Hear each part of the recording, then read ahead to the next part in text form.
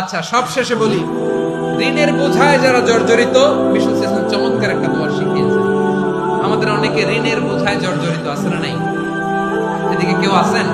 থাকলে হাত তোলার দরকার নেই, থাকলে এই দোয়াটা পড়বেন।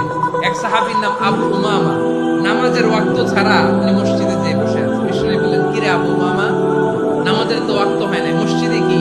সাহাবী বলে, হুমুমুন লাজিমাতনি ওয়া দুয়ুন। নবী গো, ঋণের বোঝায় এমন টেনশনে আছি, ঘরে থাকতে পারলাম না, মসজিদে চলে আসছি। বিষ্ণু বললেন, আমি কি তোমার এমন একটা দোয়া শিখাবো যেটা বললে আল্লাহ তাআলা তোমার ঋণের বোঝা হালকা করে দিবেন? আবু উমামা বললেন, ইয়া রাসূলুল্লাহ, অবশ্যই শিখাবেন। বিষ্ণু বললেন, তাহলে তুমি পড়বা, আল্লাহুম্মা ইন্নী আউযু বিকা মিনাল হাম্মি ওয়াল হাযান ওয়া আউযু বিকা মিনাল জুবনি ওয়াল বুখল ওয়া আউযু বিকা মিন গালাবাতিদ দাইনি ওয়া কাহরির রিজাল। ও আল্লাহ, তোমার কাছ থেকে দুশ্চিন্তা থেকে পানাহ চাই, কৃপণতা, ভীরুতা, অলসতা, কার্পণ্যতা, এই সব কিছু থেকে, মানুষের কঠোরতা, আমার উপর মানুষের আধিপত্য এবং ঋণের বোঝা থেকে পানাহ চাই।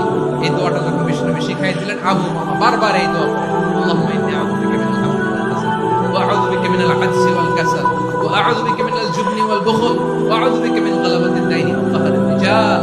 আবু উমামা বলে, এই দোয়া আমি পড়তে লাগলাম আর পড়তে লাগলাম। কিছুদিন পরে দেখা গেল বিষ্ণু নবীর শেখানো এই দোয়ার বদৌলতে আল্লাহ তাআলা আমার সব ঋণ পরিশোধের ব্যবস্থা